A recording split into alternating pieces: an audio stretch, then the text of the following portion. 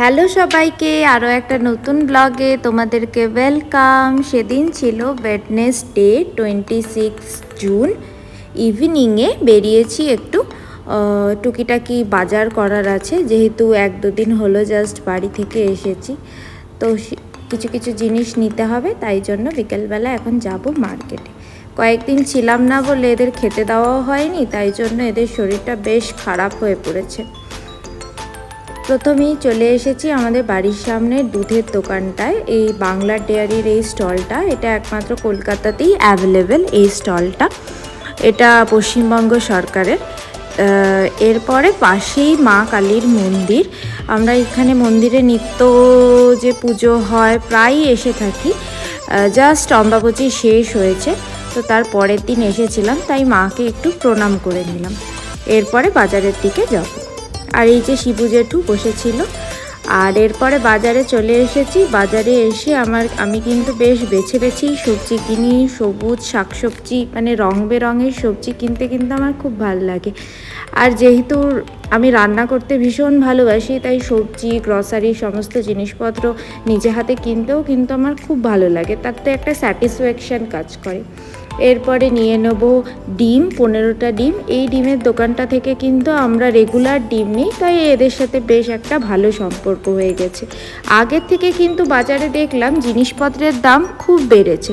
জানি না এই রকম ওয়েদারের খামখেয়ালিপনার জন্য হয়তো হয়েছে, এবছর গরমটাও তো বেশি পড়েছে। এরপর চলে এলাম আমার সেই শিবু জেঠু আর মিনতি পিসির বাড়ি। এসেই পিসি দিয়ে দিল 1 গ্লাস আমের শরবত। মনটা কেন জানি না বাজার থেকে আসার সময় শরবত করছিল। আর পিসি কিভাবে মনের কথা বুঝে গেল কে জানে। যাই হোক, পিসির শরবতটা খেতে খুব ভালো হয়েছিল। এরপর জেঠু মন্দিরে ছিল। যেই শুনেছি জেঠুর বাড়িতে আমরা এসেছি, অমনি তাড়াতাড়ি করে জেঠুকে কিন্তু আমরা ফোন করলাম, আর জেঠু কিন্তু চলে এসেছে আমাদের সাথে দেখা করার জন্য।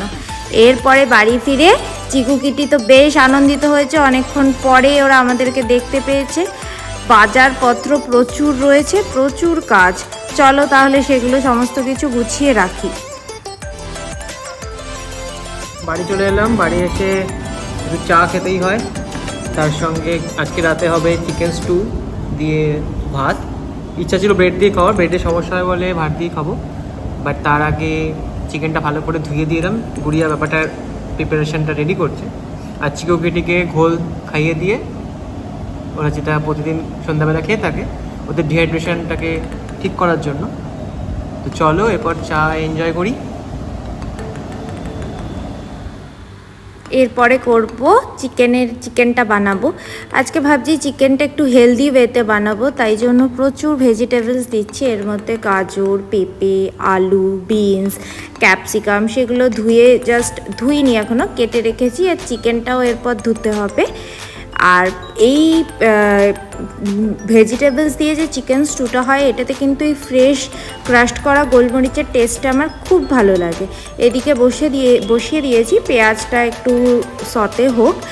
আর এদিকে তারপরে আমি চিকেন আর ভেজিটেবলসটা ভালো করে ধুয়ে নিই।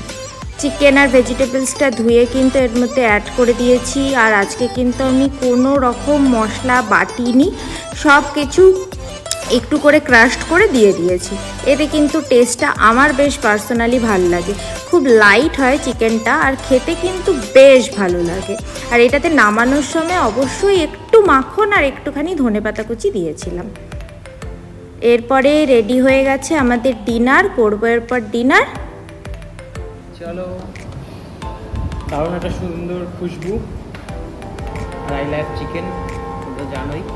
এখন ঘড়িতে বাজছে কটা দেখায়, রাত হয়ে গেল, 12টা 20 বাজে। বাইরে ডগিদের খাওয়া দাওয়া করিয়ে দিয়ে এসেছি। কিউকিটি একটু বাদেই ডিনার করবে। ঘোল খেয়েছি অলরেডি, পেট ভরা রয়েছে ওদের। তো চলো ডিনারটা করে নিই। গুড নাইট, দেখা হচ্ছে নেক্সট ভিডিওয়ে। তোমাদের ব্লগটা কেমন লাগলো আমাকে অবশ্যই কমেন্ট করে জানিও, আর ভালো লাগলে একটা লাইক করে দিও। চলো দেখা হচ্ছে নেক্সট